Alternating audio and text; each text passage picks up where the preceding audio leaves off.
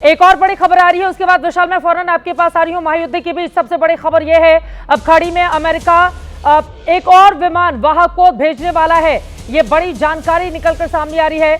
महायुद्ध में तीसरा विमान वाहक पोत भेजेगा अमेरिका। युद्ध में शामिल होगा यूएसएस जॉर्ज बुश विमान। जल्द ही भूमध्य सागर में पहुंचेगा अमेरिकी युद्धपोत। ईरान के खिलाफ इसे शामिल कराया जाएगा। भूमध्य सागर में पहले से ही मौजूद यूएसएस गेरल्ड फोर्ड अरब सागर में तैनात यूएसएस अब्राहम लिंकन और अब अमेरिका की यह बड़ी तैयारी है। विशाल के पास जाते हुए, विशाल, इस युद्ध का अंत क्या है? अमेरिका और इजराइल का लक्ष्य क्या है? खामनेई का खात्मा वो हो गया, ईरान के जितने भी ठिकाने हैं अलग अलग, वहां पर बमबारी, उसमें कामयाबी मिल गई काफी हद तक। ये नहीं कहना होगा कि पूरी तरह से, लेकिन काफी हद तक। अब यहां से अमेरिका और इजराइल का क्या लक्ष्य है कि अभी भी ताबड़तोड़ बमबारी जारी रहेगी और आज रात के लिए बड़े खतरे का सायरन भी बजाया जा रहा है वहां से कि आज रात तो ईरान के ऊपर सबसे बड़ा हमला किया जाएगा। विशाल, बिल्कुल चित्रा, देखिए यहाँ पर मैं आपको बता दूं कि प्लीज आपका नाम क्या है? चलिए मैं उनके पास चलूंगी, उसके पहले मैं अश्विनी से बात, ये सवाल का जवाब मैं आपसे चाहूंगी, क्या है अल्टीमेटली अमेरिका का लक्ष्य? कि अमेरिका ने जब लड़ाई शुरू की थी तो उसके 3 लक्ष्य थे कि एक तो था कि इसकी जो न्यूक्लियर फैसिलिटी है ईरान की वो बिल्कुल बर्बाद करना, वो नहीं बना पाए न्यूक्लियर हथियार। दूसरा था रजीम चेंज करना। तीसरा था ये जो मिसाइल्स हैं इसकी रेंज भी कम करना और इसकी क्वांटिटी, और साथ में प्रॉक्सीज की मदद ना करे। मगर जैसे जैसे लड़ाई चलती गई अमेरिका गोल पोस्ट चेंज करता रहा। मुझे लगता है कि आज अमेरिका और इजराइल कंफ्यूज है। ये एंड स्टेट क्या है, क्या चाहते हैं? ये लड़ाई अब चल रही है, ये मुझे लगता है डायरेक्शन घुमा चुकी है ये लड़ाई, और इसमें बस यही हो रहा है कि हम कितना ईरान को बर्बाद कर सकते हैं। क्योंकि जब बात आती है रिजीम चेंज की, तो रिजीम चेंज के लिए आपको बूट्स ऑन ग्राउंड चाहिए। ये ईरान है, ये वेनेजुला नहीं है कि आप ये मुद्रा को ले जाएंगे और रिजीम चेंज हो जाएगी। यहाँ नहीं, यहाँ पर आप देखें जो सुप्रीम लीडर था आयतुल्ला खमानी, उसके मारे जाने के बाद हमले बढ़े हैं, हमले कम नहीं हुए। और इन्होंने क्या क्या डिसेंट्रलाइज कर दिया। आईआरजीसी को 31 प्रोविंस में बांटा हुआ है, वो हमले करें। तो कहने का मतलब ये है, मुझे लगता है कि अब इनका जो तरीका है कि ये कह रहे थे रजीम चेंज, वो तो होगी नहीं, क्योंकि ग्राउंड इन बूट से कभी नहीं करेंगे, क्योंकि इन्होंने इराक, अफगानिस्तान और लीबिया से लेसन सीखा है। तो अब क्या है, अब ये कह रहे हैं कि हाँ, हम कोई ऐसा बंदा आए जो कि अमेरिका को या डोनाल्ड ट्रंप को एक्सेप्टेबल हो, और दूसरा वो ये का बंदा हो। ऐसा होता है क्या? और अमेरिका ये बहुत ज्यादा दादागिरी नहीं हो गई क्या? और अगर ये कहता है अमेरिका कि ईरान ने तो सरेंडर कर दिया, उसने कहा दूसरे देशों पर हमला नहीं करेंगे, और उसके बाद ईरान की ओर से ताबड़तोड़ हमले किए जा रहे हैं, तो ट्रंप क्या अपनी भद्द नहीं पिटवा रहे हैं इस तरह का बयान देकर? मुझे नहीं लग रहा, और मुझे लग रहा है कि जिस प्रकार से अमेरिका डायरेक्शन लेस लड़ रहा है और ये दादागिरी दिखा रहा है, ये ऐसे चलेगा नहीं। और ये ईरान है, ये छोटा देश नहीं है, इसके अंदर रेजिलेंस है। वो लड़ रहे हैं, वो मर जाएंगे, मगर वो कहते हैं अगर अमेरिका और इजराइल रुकने का नाम नहीं ले रहे तो ये भी सच्चाई, ईरान झुकने का नाम नहीं ले रहा। वो एक प्रकार ऐसा लगता है कि वापस हमले करेगा। सबसे ज्यादा इंपॉर्टेंट है कि उनको अभी रियल टाइम इंटेलिजेंस चीन और रूस से मिल रहा है। उनको पता चल रहा है कि कहां पर इन्होंने हिट करना, टारगेट जो सटीक हमले कर रहे हैं। हाँ, ये सच्चाई है। इनके पास कितने मिसाइल रॉकेट्स हैं, इस पर डिपेंड होगा कि ईरान कितना लंबा और चलेगा, क्योंकि ऐसा लगता है कि इनके पास मैन्युफैक्चरिंग कैपेबिलिटी अभी भी है, और इनके पास जो ड्रोन्स हैं वो 80,000 के करीब हो सकते हैं। मिसाइल और रॉकेट जो हैं हो सकता है 5,000 से 10,000 हो। तो मुझे ये लगता है कि अमेरिका ने आज की तारीख में अपना एंड प्लान कुछ नहीं है। डोनाल्ड ट्रंप को ये नहीं पता एंड स्टेट क्या चाहिए, और वो अभी जो है बार बार जो इस गोल पोस्ट चेंज कर रहे हैं, और इसी कारण अब ये लगता है कि ये लड़ाई, क्या इसकी कोई वजह थी? जिस प्रकार से पूरे वर्ल्ड की इकोनॉमी को डिगमगा दिया।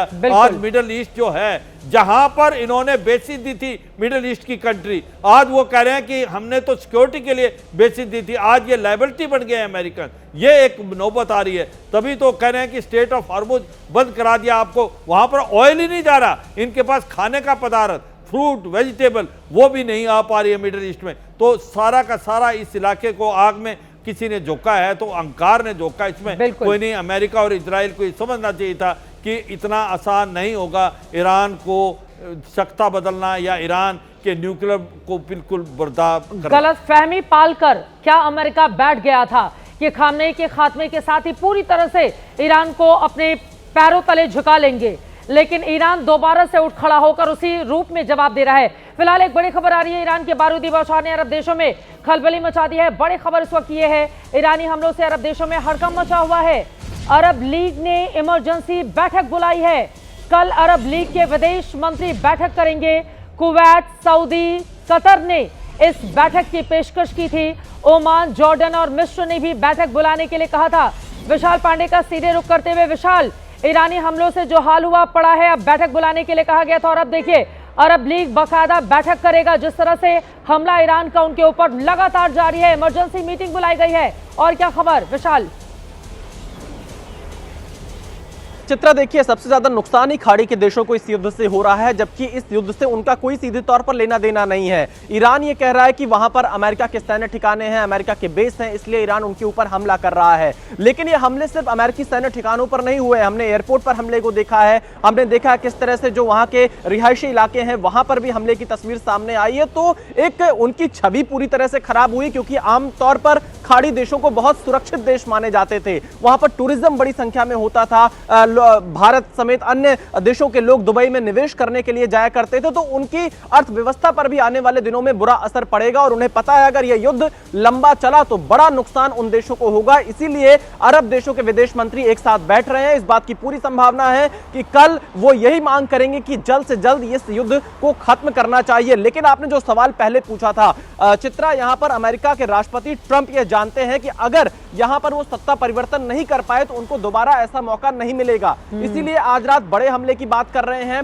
इसके अलावा कोई अपनी पसंद के व्यक्ति को ईरान की सत्ता में वो बैठाना चाहते हैं, उनकी पसंद का व्यक्ति कौन होगा? क्योंकि रजा पहलवी पर अभी तक डोनाल्ड ट्रंप कुछ भी नहीं कह रहे हैं, वो ईरान से निर्वासित है। तो क्या कोई मौजूदा शासन में ही ऐसा व्यक्ति है जो ट्रंप की पसंद है और फिलहाल वो पत्ते ना खोल रहे हो और उससे पहले ईरान में जो उनकी मिसाइल और ड्रोन क्षमता है उसको नष्ट करना चाह रहे हो? क्योंकि पूरी लड़ाई ही 3 मुद्दे पर हुई थी। ईरान के परमाणु कार्यक्रम को खत्म करने के लिए, ईरान के मिसाइल क्षमता को पूरी तरह से खत्म करने के लिए, और साथ ही साथ जो ड्रोन क्षमता वहां पर है, यूरेनियम संवर्धन जो किया जा रहा है उसको रोकने के लिए अमेरिका और इजराइल ने ये हमले किए थे। अगर अमेरिका इजराइल इसमें पूरी तरह से सफल हुआ तो इस बात की पूरी संभावना है कि जल्द ही यह युद्ध खत्म होगा। और इसीलिए आज रात ये बड़े हमले की तैयारी अमेरिका के राष्ट्रपति डोनाल्ड ट्रंप की तरफ से की जा रही है और यह हमला आज रात हो सकता है। और इसका ऐलान भी बाकायदा किया जा रहा है। अशोक सज्जनार जी, अमेरिकी राष्ट्रपति ट्रंप चाहते हैं कि उनके पसंद का व्यक्ति ईरान में सत्तासीन हो। ऐसा कौन सा शख्स नजर आता है और क्या ईरान की जनता उस व्यक्ति को स्वीकार करेगी? अशोक सज्जनहार जी, अमेरिका जो ख्वाब मौजूदा वक्त में देख रहा है। जी, बहुत महत्वपूर्ण प्रश्न है ये। देखिए, उन्होंने कुछ इसमें अपना नहीं बताया है जो किसको वो चाहते हैं। हालांकि शुरुआत में उन्होंने एक इंटरव्यू में कहा था जो मेरी नजर में है 2-3 लोग, परंतु वो फिर 2-3 लोगों को भी उन्होंने मार गिराया है। तो इसीलिए अभी तक कोई नाम सामने नहीं आया है। वो चाहते हैं, अमेरिका चाहता है, राष्ट्रपति ट्रंप चाहते हैं जो ईरान की रीढ़ की हड्डी को तोड़ कर दिया जाए और उनको बिल्कुल ही अपने सामने नतमस्तक कर दिया जाए। वो नहीं हो रहा है। देखिए, जैसे हमारे सभी पैनलिस्ट बता रहे हैं, जो जब तक बूट्स ऑन द ग्राउंड नहीं आएगा तो वो कुछ नहीं कर पाएंगे।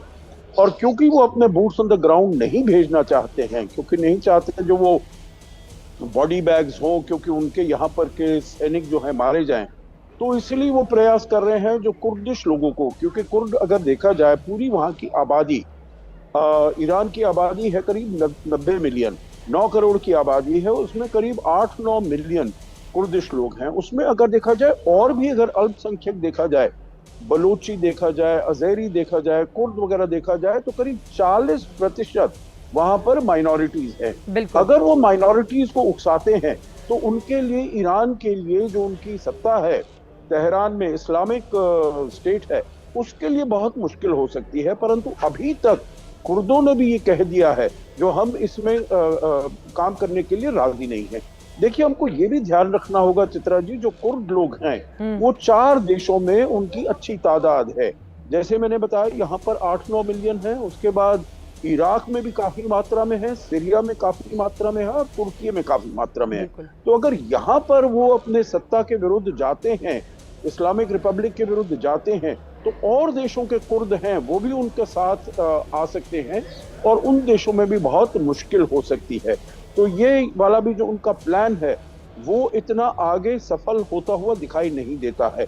परंतु ये भी बात है, जो अगर अर्थव्यवस्था वैश्विक अर्थव्यवस्था खराब होती है तो उसका खामियाजा भी राष्ट्रपति ट्रंप को चुकाना पड़ेगा, क्योंकि उनके अपने यहाँ पर अगर अर्थव्यवस्था खराब होती है, एनर्जी के प्राइस, ऊर्जा के प्राइस अगर ऊपर होता है, चीजों की जो वो आयात करते हैं उसकी कीमत बढ़ती है, तो वहां की जो जनता है, उनका जो मागा बेस है, वो भी उनको सपोर्ट नहीं करेगा। और सामने आते हुए वो देख रहे हैं जो इलेक्शन होना है, मिड टर्म इलेक्शन नवंबर में, वो बहुत महत्वपूर्ण है। आखिरी बात मैं इसमें ये कहूंगा, जो उनको वो ईरान का तेल भी देख रहे हैं, जैसे उन्होंने वेनेजुएला के तेल के ऊपर अपना कब्जा किया है, वो चाहते हैं राष्ट्रपति ट्रंप जो ईरान में जो तेल है वो भी मेरे कब्जे में आए, इसीलिए वो चाहते हैं वहां पर जो भी नई सरकार आए वो वेनेजुएला मॉडल को यहाँ पर लाना चाहते हैं, जो जैसे उन्होंने उपराष्ट्रपति डेल्सी रोड्रिगोस को वहां पर स्थापित किया,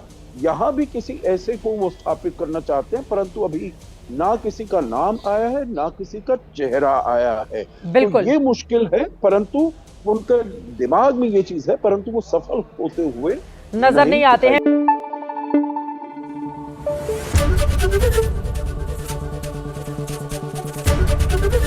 एबीपी न्यूज आपको रखे आगे।